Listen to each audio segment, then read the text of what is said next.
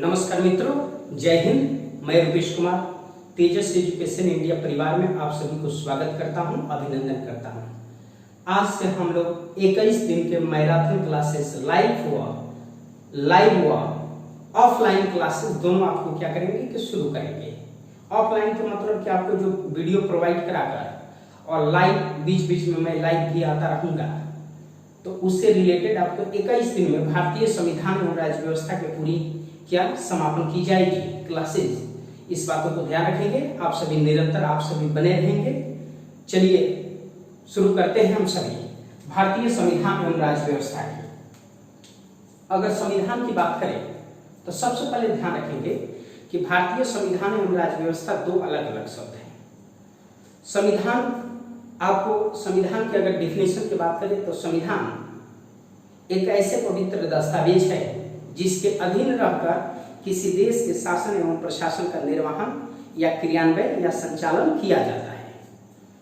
वही उसको दूसरे शब्दों में कहें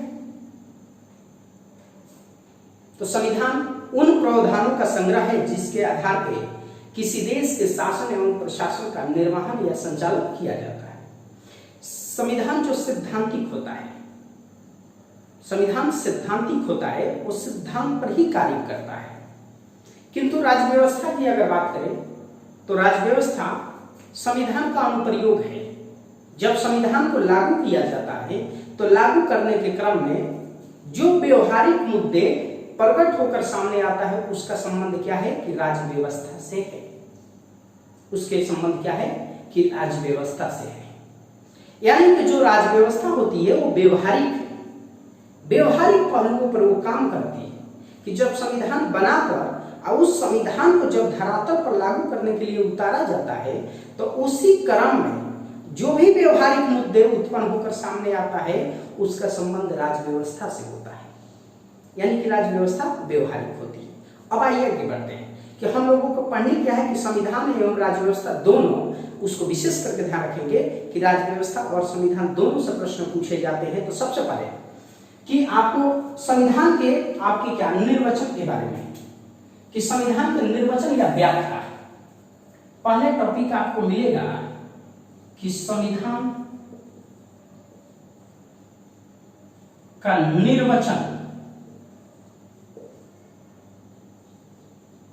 निर्वचन या व्याख्या, इसको व्याख्या।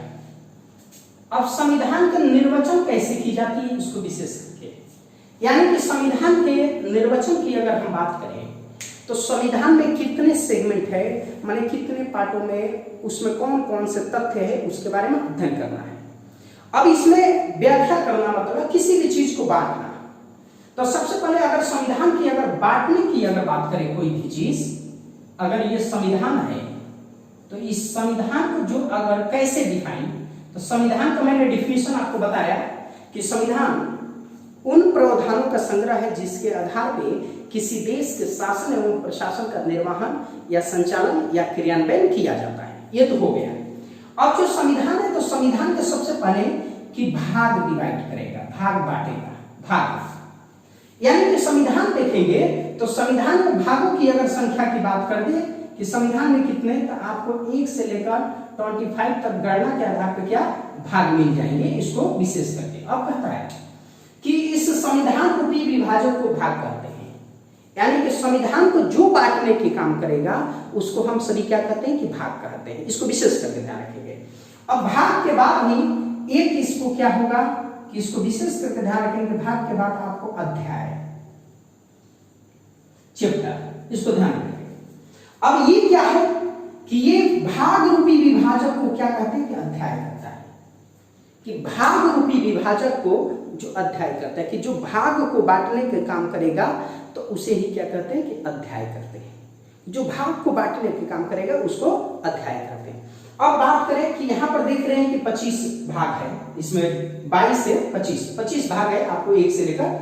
अब वही बात करें कि जो अध्याय इसकी बात करें तो इसमें से कोई एक आप भाग ले लेते हैं। जैसे भाग ले लिए एग्जाम्पल के तौर पे, यहाँ पर देखिए कि एग्जाम्पल के तौर पे भाग आपको 3 लेंगे। भाग 3 के आपको भाग 3 में कई अध्याय मिलेंगे। देखिए आपको अध्याय 1, अध्याय 2, अध्याय 3, अध्याय आपको 4, कौन कौन सी इसमें कि जैसे समता का अधिकार, स्वतंत्रता का अधिकार, आपको शोषण के विरुद्ध अधिकार, धार्मिक स्वतंत्रता के अधिकार, ऐसे ही कितने अध्याय मिलेंगे। तो इसको भाग रूपी विभाजक अध्याय करते हैं, इसको विशेष करके ध्यान रखें। अब यहां पर कि अध्याय में के बाद बात करें तो अनुच्छेद कहता है कि अध्याय रूपी विभाजक को अनुच्छेद कहते हैं, यानी कि किस अध्याय में आपको कितने अनुच्छेद है इसको यहां पर देखने को मिलेगा। तो आप देख रहे हैं समता का अधिकार, अगर जो मान लीजिए कि अध्याय नंबर 1 ये कह दिया, तो इसमें आपको क्या अनुच्छेद आपको कि 14 से लेकर 2 आपको 18 तक है। अगर स्वतंत्रता का अधिकार बोल दिया तो इसमें क्या है कि 19 से लेकर आपको 22 तक है, इसको विशेष करके ध्यान रखें कि 19 से लेकर 22 तक। तो इसी प्रकार से जो अध्याय रूपी विभाजक को क्या कहते हैं, अनुच्छेद कहते हैं, इसको विशेष करके ध्यान रखेंगे। अब इस अनुच्छेद के बाद भी एक आता है प्रंतुक अंग्रेजी में कहते हैं क्लोज, यानी कि अनुच्छेद रूपी विभाजक को क्या कहते हैं, प्रंतुक कहते हैं, कि जो अनुच्छेद को बांटने की काम करेगा, जो अनुच्छेद को बांटेगा उसको प्रंतुक कहते हैं। यानी कि जो है इसमें से कोई एक अनुच्छेद आपने ले लिया, जैसे 19 से 22 तक है, तो अनुच्छेद हमने एग्जाम्पल के तौर पे एक अनुच्छेद ले लिया 19।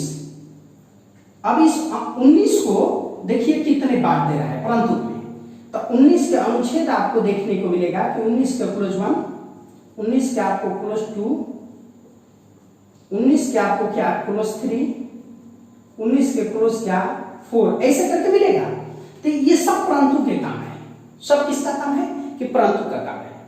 उसी प्रकार से अगर प्रंतु के बाद भी एक मिलेगा आपको उपप्रंतु, यहां पर देखने वाली बात है उपप्रंतु, इसको कहते हैं सब क्लोज, यानी कि इसको प्रंतु रूपी विभाजक को क्या कहते हैं कि उपप्रंतु कहते हैं, कि जो प्रंतु को बांटने की काम करेगा उसको क्या कहते हैं कि उपप्रंतु कहते हैं। वो कैसे, तो आप यहां पर देखिए कि जो अनुच्छेद ये 19 के क्लोज 1 है, ये तो प्रंतु हो गया, प्रंतु हो गया। अब इसको बांटेगा तो 19 के क्लोज 1 के आपको क्या ए, 19 के क्लोज 2 के आपको ए के बी, 19 के क्लोज ए के आपको क्या सी, ऐसे करके। तो इसी को क्या कहते हैं कि संविधान की जो क्या है कि ये व्याख्या है, इसको विशेष करके ध्यान रखेंगे।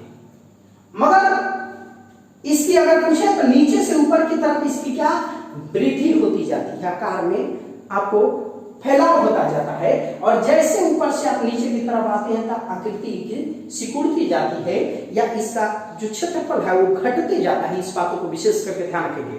तो जो हम लोग पहलू है जो संविधान में पढ़ेंगे, तो संविधान तो पढ़ेंगे ही, संविधान के साथ भाग भी, अध्याय भी, अनुच्छेद भी, प्रंतु भी और उपप्रंतु पर भी क्या करेंगे कि चर्चा करेंगे, इसको विशेष करके ध्यान रखेंगे। नेक्स्ट अभी इसमें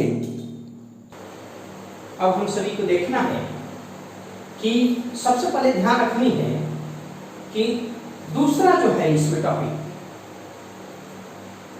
कि संविधान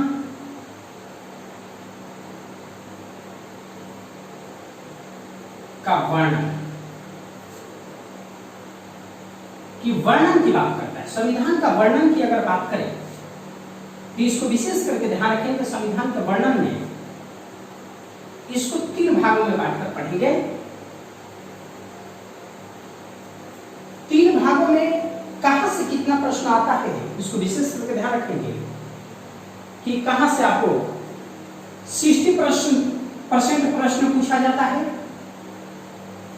कहां से 25% प्रश्न पूछा जाता है, और कहां से आपको 15% प्रश्न पूछा जाता है या कम उससे, इसको विशेष करके ध्यान रखेंगे। अगर बात करें 60% प्रश्न की, तो संविधान की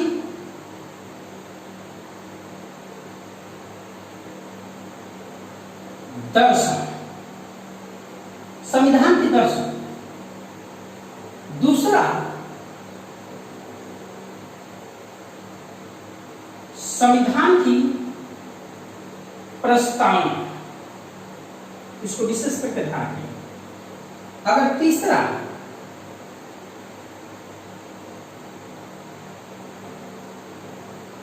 संविधान की मूल अधिकार, मूल अधिकार। इसके बाद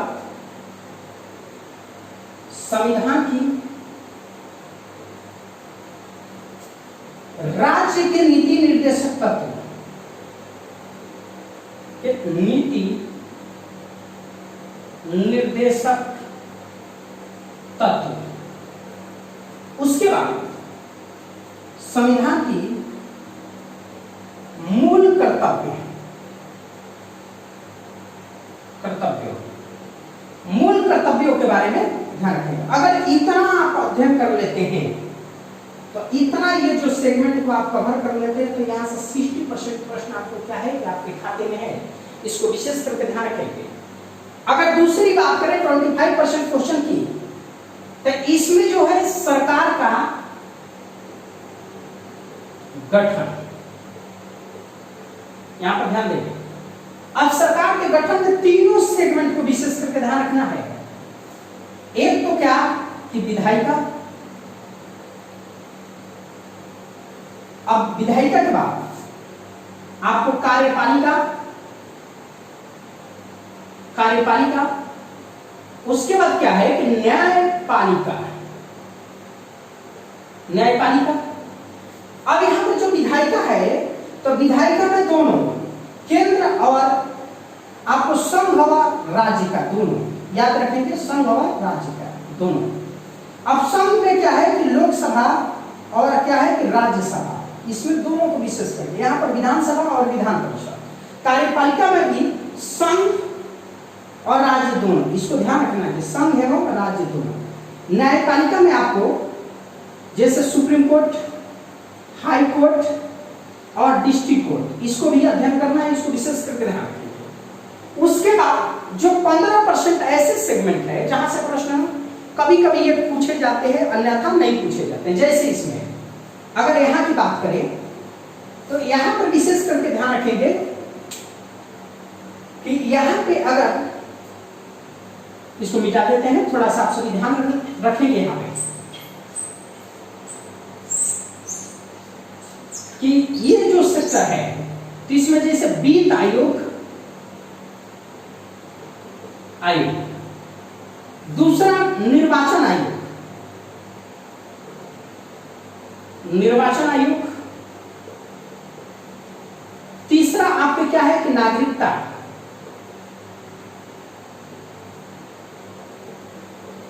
नागरिकता, उसके बाद पंचायती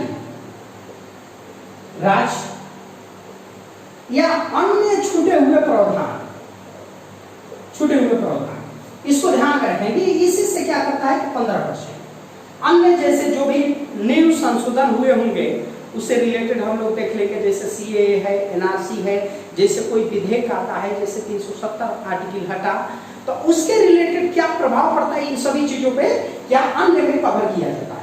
अगर आप इतना संविधान के ये सिंपल से आपको क्या है कि कवर करना है, और इससे मैं दावे के साथ कह सकता हूं 100% मैं बोल सकता हूं कि यहां से क्या अगर 20 प्रश्न आता है तो आपको 18% बनाने का सक्षम रहेंगे।